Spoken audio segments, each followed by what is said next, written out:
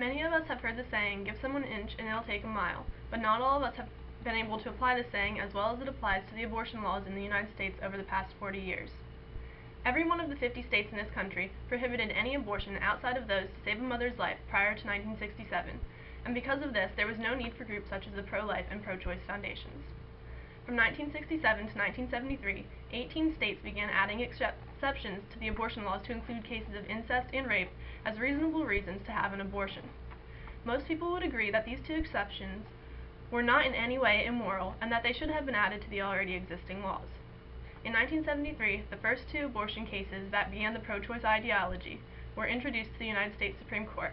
The first and widely known case was Roe v. Wade, in which the court ruled that 1. A woman has the right to terminate a pregnancy for any reason as long as it is done within the first trimester, meaning up to 3 months after conception and as far as 1/3 of the way through her pregnancy. 2. States must still choose to provide abortions after the first trimester, but it is not a federal requirement that they do. And 3. Every state must legally provide abortions at any stage of pregnancy if the mother's life is in danger.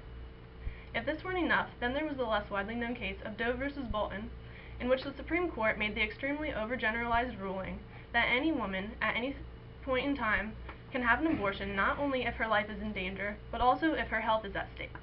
Now, this doesn't sound too unreasonable until you take into account the fact that our Supreme Court defined health in this instance as including everything from physical, psychological, emotional, and familial health, which takes age into consideration.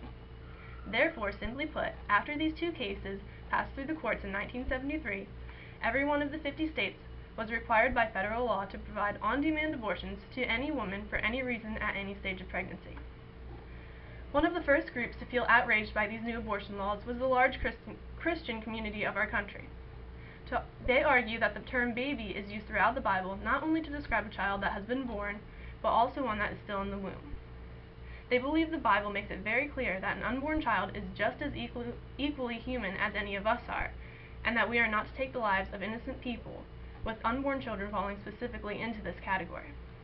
Two perfect examples are in Deuteronomy 27:25, where it says, "Cursed is he who accepts a bribe to strike down an innocent person," and in Exodus 20:13, which simply states, "You shall not murder."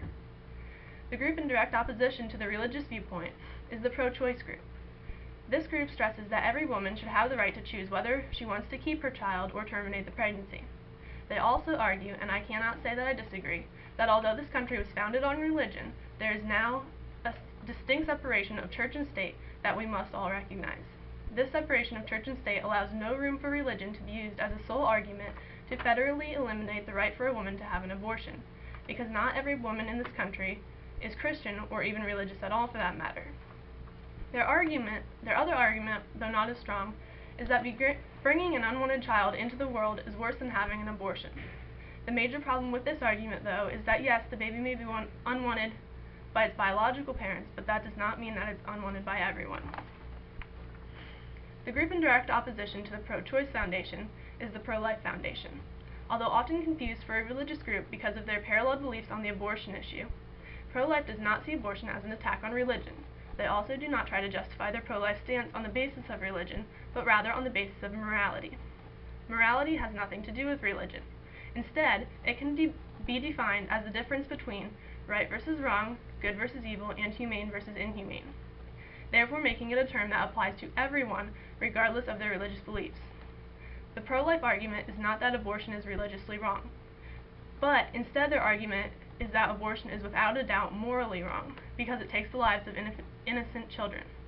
There is a strong scientific evidence to back up the belief that an unborn child is alive and human from the moment of conception.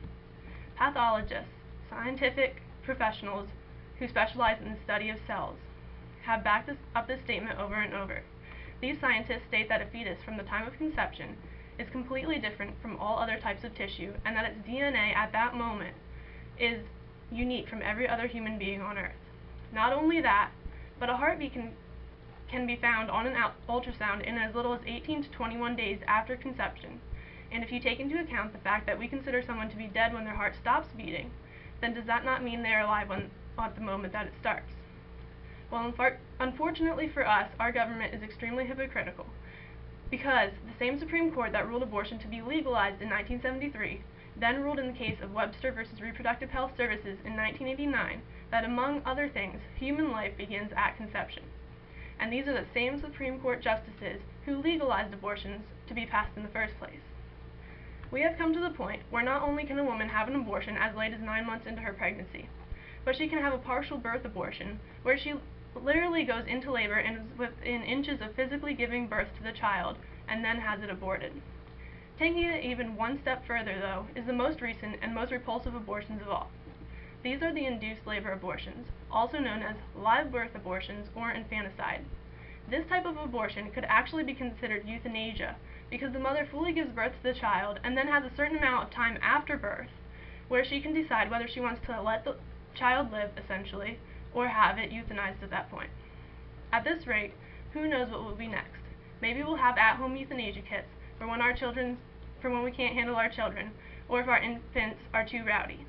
Yes, this may sound completely ridiculous, but so did the idea of infanticide 40 years ago, and look at where we are now. Our country currently averages around 4,000 abortions per day, with 1/3 of women having had at least one abortion by the age of 45. You might think that there's nothing we can do about it, but there is. There are currently countless number of bills being pushed through our Senate regarding the issues of abortion, and it is up to us to make this epidemic not go any further than it already has.